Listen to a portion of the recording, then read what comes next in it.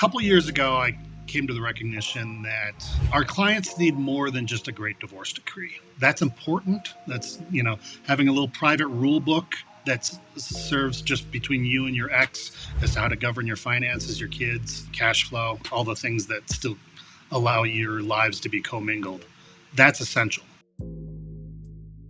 Welcome back to the Sterling Family Law Show, the podcast designed to help law firm owners build the firm of their dreams. I am your host, Tyler Dolph. I am also the CEO of our hyper-focused marketing agency that works exclusively with family law firms across the country.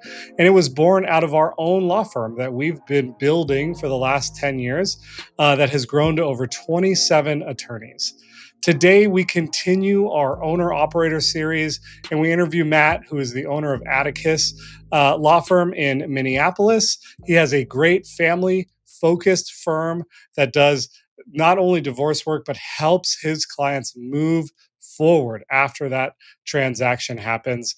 I really hope you enjoy the episode today. Matt, thank you so much for being with us today. I am so excited to hear about you and your firm. Would you do me a kindness and just introduce yourself to our audience and tell us a little bit about your firm today? Sure. My name is Matt Ludt. I'm the founder of Atticus Family Law, serving divorce and other family law needs across the Twin Cities metro area, being Minneapolis, St. Paul, and then the surrounding suburbs. We've got 15 people in our firm, 4 attorneys, and actively building and growing. That's awesome. What were you doing before Atticus? I had a different firm that I had started and run. It was a general practice, doing a little bit of everything. And then in 2013, I decided to niche down into just doing family law. And now, even more so, more than half of our work is really just divorce. And was there a reason, was there a moment in time where you said, I'm sick of trying to do everything for everyone, I need to focus, or what happened there?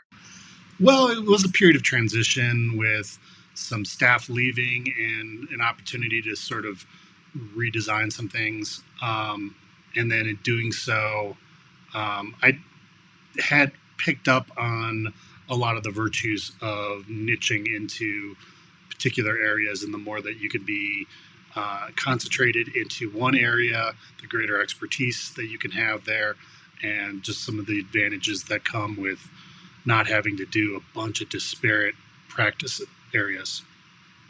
We made the exact same pivot ourselves at our firm, and never looked back. So that's fun to hear a similar story there. As you were niching down, for us, we got rid of 50% of the cases we had. We let some of our attorneys go that weren't practicing family. Was that transitionary period difficult for you? Or could you tell us a little bit about how you're able to do that? I hadn't been a very big general practice, so then when my main associate, who was full time, had an opportunity to get her dream job outside of the private practice. And then the other guy was a part-timer that also went into the public sector. It was really just all of a sudden I was down to myself, and I realized that was the good opportunity to do that. Also, by 2013, 2 things had happened. One, all of the law students that had gone through the Great Recession and couldn't find jobs were really capable of making their own websites and projecting experience. For instance, like the ones that went into criminal defense were doing DUIs for $500. And sometimes that those potential clients can't really differentiate as to why they should be spending $3,500 on a DUI instead of $500. And so that competition came in. Plus, phone books went out by that point. And when it came to criminal defense, we'd gotten a lot of clients from that. And so all of a sudden, just the information age had changed, which made it easier to start scrapping some of those other practice areas that we didn't that had either a troublesome future or just we didn't do a lot of. And that's great. So you've decided to practice only in family law. You're by yourself. Talk to us about some of those early days. Like what did you learn about focusing your firm, hiring for that focus, building process around it? Give us some insight in there. Um, Having started one firm already 10 years prior, there were certain insights and advantages I had. But ultimately, the biggest advantage I came across at that time was being online ready, meaning we were storing, I had previously had servers that hosted all of our data that then we could access them remotely as needed. But by that time, we were into the cloud in 2013, and I was able to start identifying really qualified paralegals that could work part time for me, along with whatever other clients firms they were contracting with. But then being able to pull everything off the cloud, put it back in the cloud, start identifying some case management that allowed for some communication, so we weren't relying on email or text. And so then I was able to add staffing as I needed without committing to a full time person and having to worry about having all the revenue necessary to keep up with that salary. But instead, it was just much more of a as I give them work, they did the work. And sometimes it's 15 hours a week, sometimes it's 25. But that was a nice proportional way to start growing the firm, from 13 to 14, and then probably into 15. Yeah, the nature of being able to do the repetitive work, the same work over and over again, allows you to create a lot of focus and a lot of repetitive process so that your team isn't, context switching all day long. They're able to do the same thing over and over again, which creates a lot of efficiencies and profitability. And so, as you were growing and adding attorneys, how did you have to change as a leader to be able to support that additional staff? Know that you couldn't do it all yourself anymore, and you got to let go a little bit, right? Right. And there's a lot of advantages of delegating downward and getting rid of the stuff that's way below your pay grade, especially as a firm owner. You're like, as Michael Gerber talks about, that like as soon as you go into working for yourself, you're both the business owner and the technician. So you're wearing two hats that really demand like full time attention. And so then it's like, as much as you can delegate stuff off your plate as a technician and not be doing the filings and the drafting and the first drafts, and you can give this stuff to a paralegal or legal assistant, the more you're able to focus on that law firm development stuff that is so easily relegated and pushed off, and I'll get to that next week or after the holidays, or when summer lets out and we're not, the kids go back to school, like all those sort of promises you make yourself that really hinder your firm's development. Yep, 100%. Were there any key hires kind of in those early days that have stayed with you that you really are like, oh man, I'm so happy I found this person and they added a bunch of value to my firm? Yeah, I could think of a particular example. There was, by the summer of 18, I needed another full time paralegal. Plus, we wanted to bring in a legal secretary to do some stuff. And so I found this paralegal that we hired. That was, but then we also hired this legal secretary. She was actually had scrapped her old job and gone to paralegal school, and was halfway through paralegal school when we hired her as the legal secretary, thinking a little bit about the future relative to when she got done. Well, within 90 days, we quickly realized the paralegal was not very good. So I pulled the legal secretary aside, who had started to really impress me, and I was like, how would you like to take on some paralegal duties? And the next day we let the paralegal go, promoted the legal secretary to our new paralegal, even though she was still in paralegal school. And that was one of the easiest decisions we ever made. And then that paralegal's still with me 7 years later. And she is just a rock star. That's incredible. And is she doing more than paralegal work today? Is she helping manage the firm? How's her evolution changed? Yes, she's highly capable, and she's in a position where kind of even with high caseloads, working with the attorneys that she does, she can offer this opportunity to be kind of a junior case manager and a primary point of contact for clients so that they don't have to worry about being frustrated with their attorneys being in mediations or meetings or court. That's great. Yeah.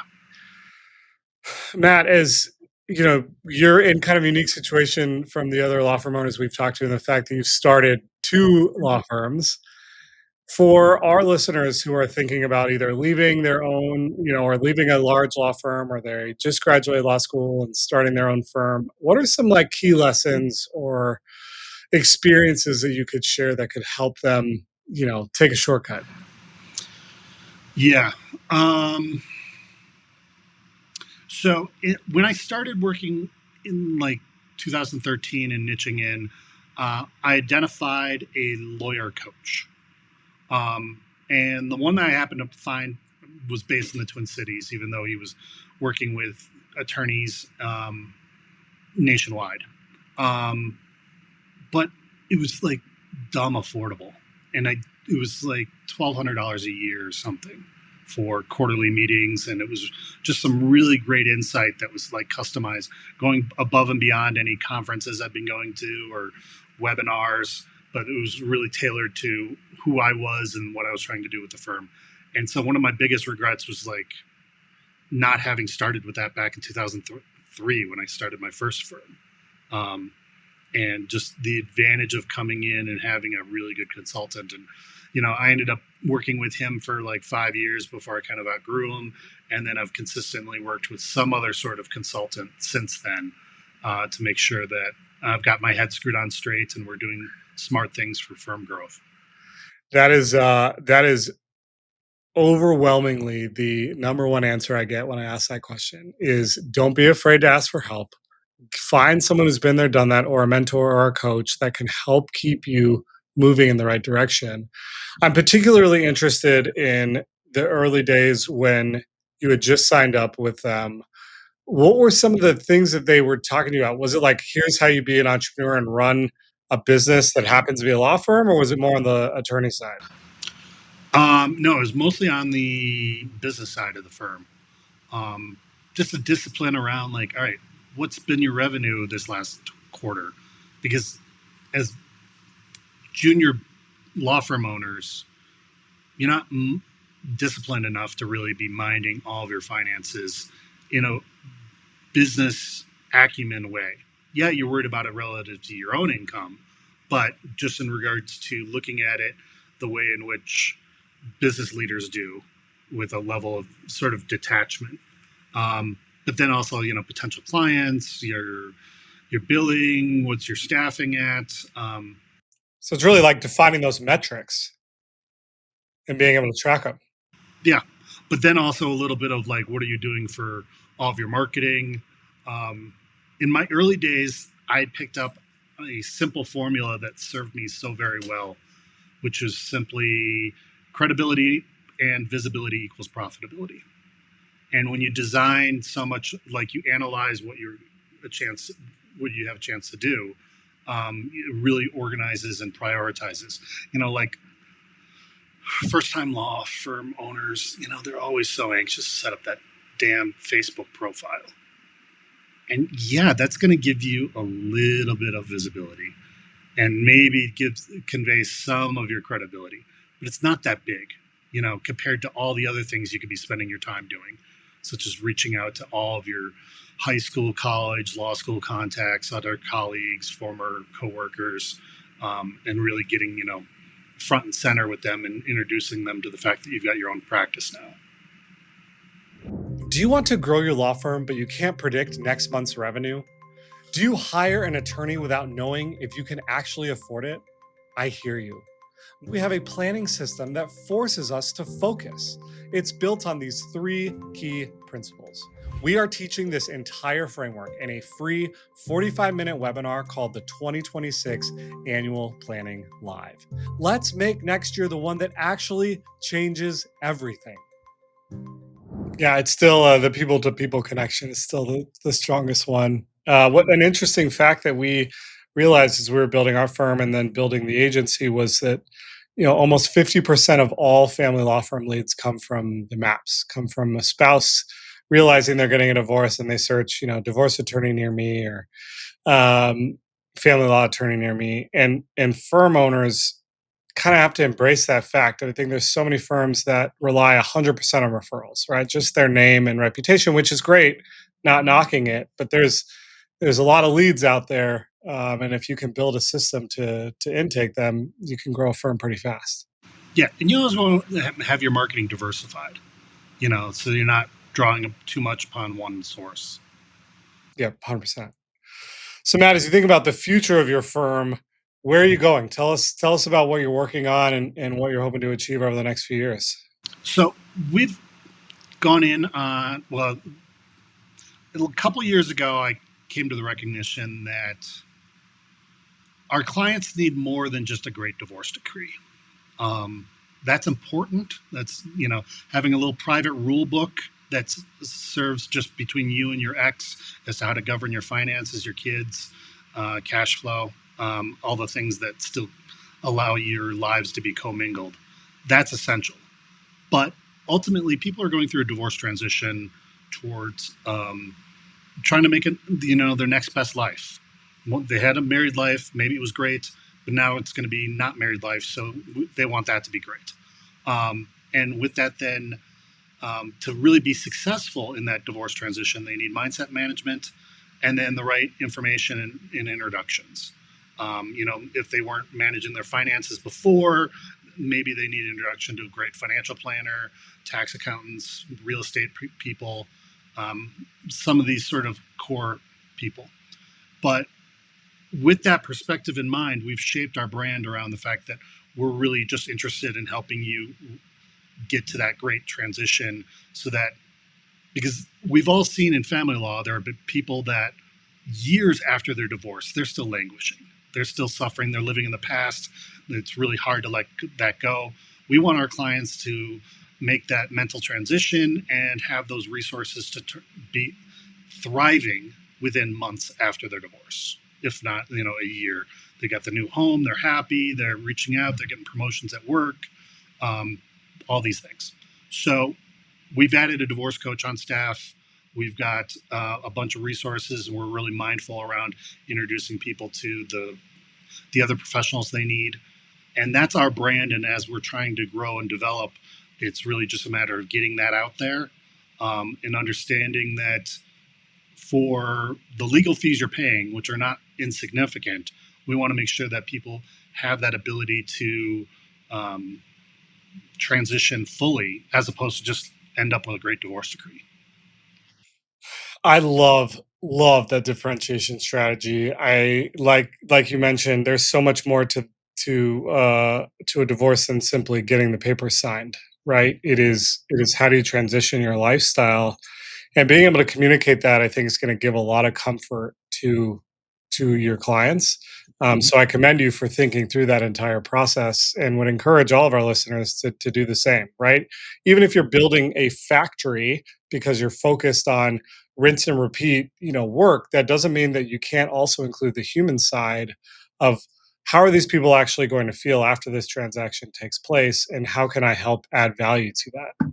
Yeah, it's and on the matter of mindset management with our divorce coach that we put on staff, but there's contractors out there that I know that do this stuff for law firms. Um, One of the things that's great about it is, they're working with a coach, they're neutralizing the buttons that their soon to be ex spouse has traditionally pushed. But as a result of that, they always work with the coach in advance of any mediation sessions we do or other ADR so that then they can make really good decisions. They can look at things objectively. They're not so emotionally distraught or tense and anxious in those things. And so they're making better decisions in their divorce settlements. Plus, then they take those skills out into their future life. That's so great. That's a really, really unique perspective, that I think more law firms can adopt. Yeah, I'm a big fan of looking at other industries.